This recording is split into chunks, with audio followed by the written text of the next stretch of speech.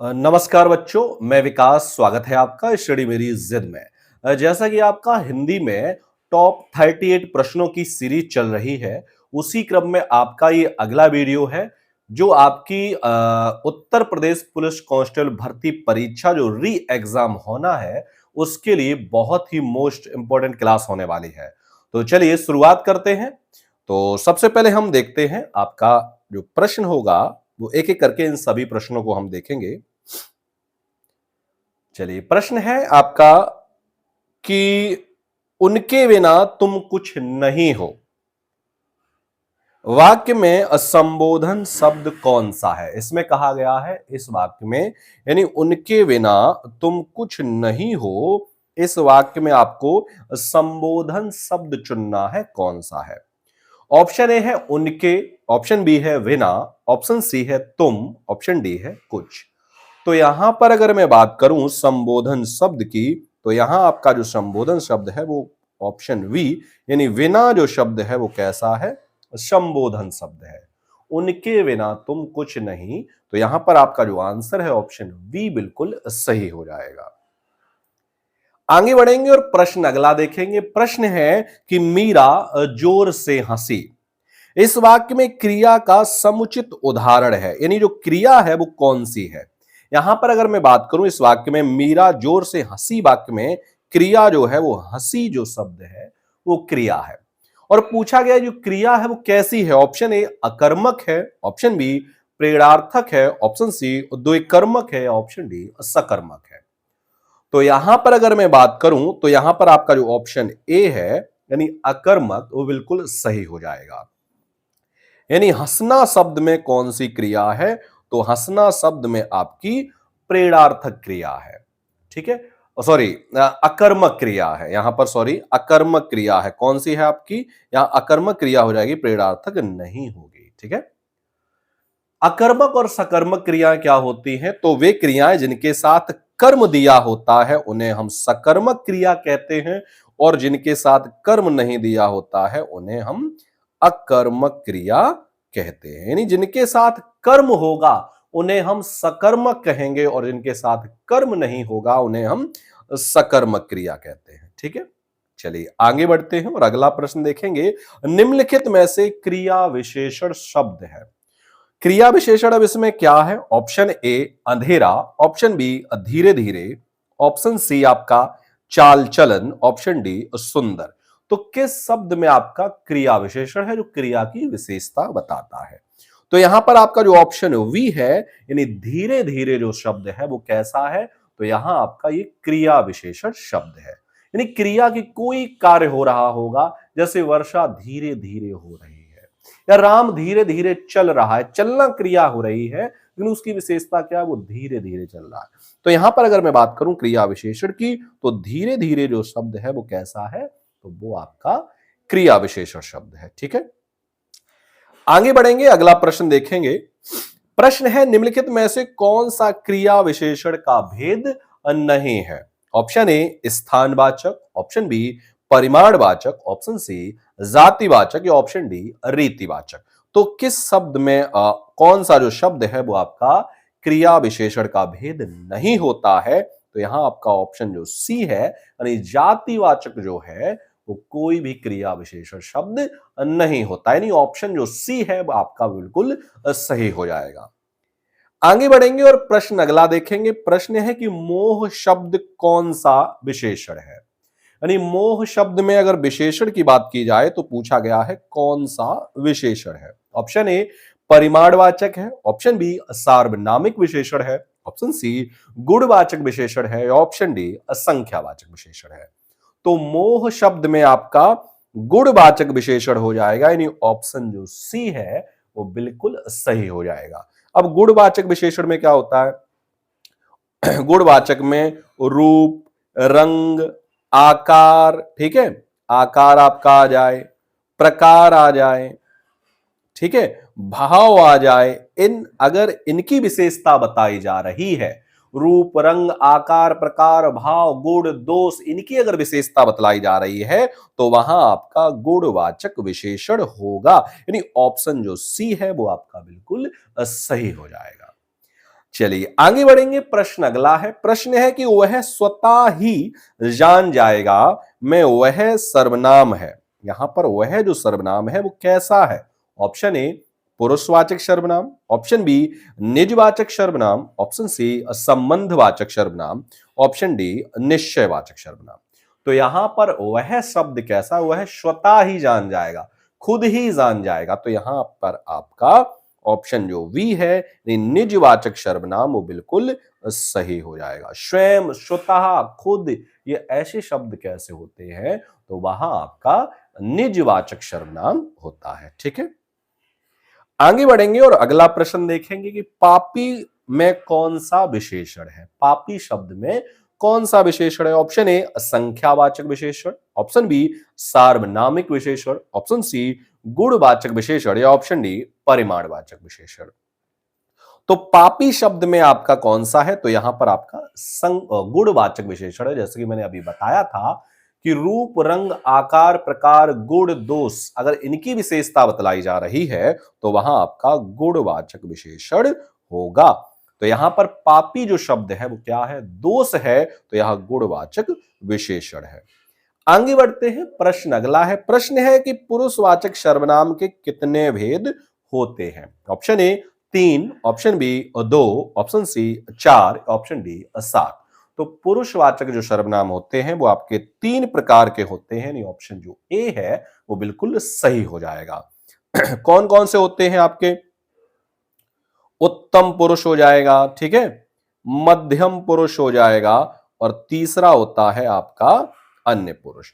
उत्तम पुरुष, मध्यम पुरुष और अन्य पुरुष, ये 3 आपके पुरुषवाचक सर्वनाम के भेद होते हैं। उत्तम पुरुष में आपका मैं और हम आ जाता है, ठीक है, और मध्यम पुरुष में आपका तुम आ जाएगा, और अन्य पुरुष में यह है, वह है, ठीक है, ये, वे, ये आपके अन्य पुरुष में आ जाएंगे।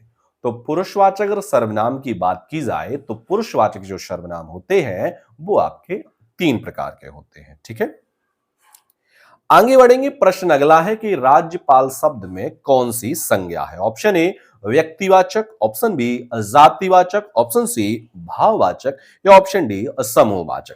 तो राज्यपाल शब्द में आपकी जो है वो जातिवाचक संज्ञा है, यानी ऑप्शन जो बी है वो आपका बिल्कुल सही हो जाएगा। व्यक्तिवाचक में कौन सी है? सॉरी, राज्यपाल में कौन सी है? तो राज्यपाल में आपकी जातिवाचक संज्ञा है। ठीक है, चलिए आगे बढ़ेंगे। प्रश्न अगला देखेंगे। प्रश्न है कि इनमें से भाववाचक संज्ञा है। ऑप्शन ए तप, ऑप्शन बी तीर, option C Bharat, option D चिंता।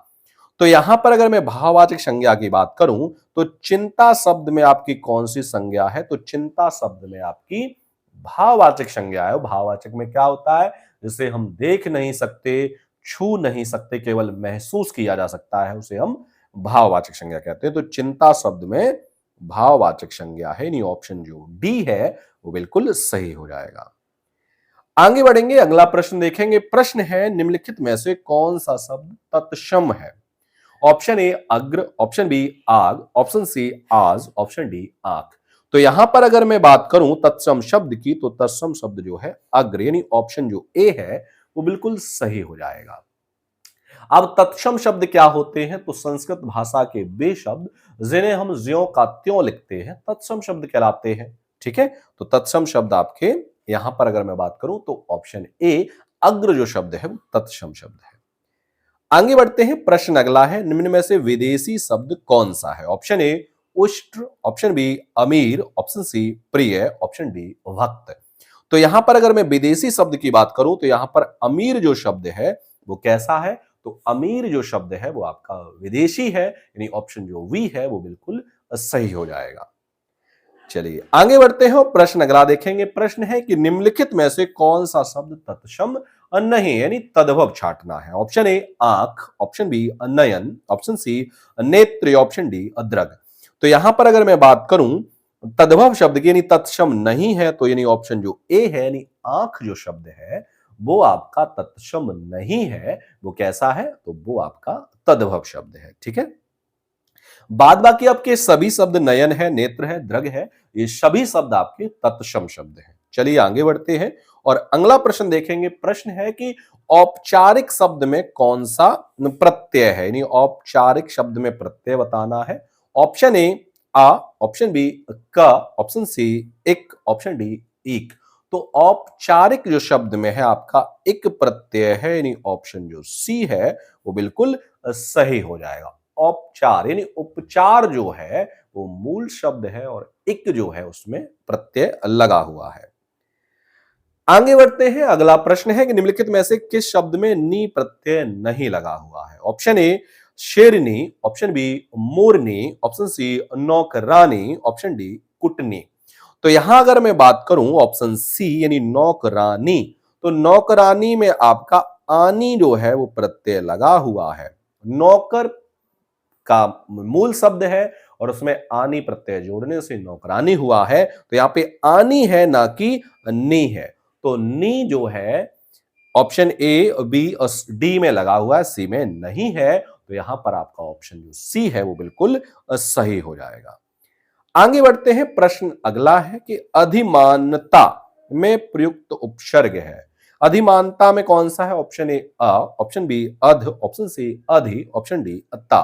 तो यहां पर आपका ऑप्शन जो सी है यानी अधि वो बिल्कुल सही हो जाएगा। आगे बढ़ते हैं और अगला प्रश्न देखेंगे कि संकल्प में कौन सा उपसर्ग है। ऑप्शन ए सम, ऑप्शन बी असक, ऑप्शन सी सन, ऑप्शन डी संग। तो यहां पर आपका जो आंसर है ऑप्शन जो ए है वो बिल्कुल सही हो जाएगा।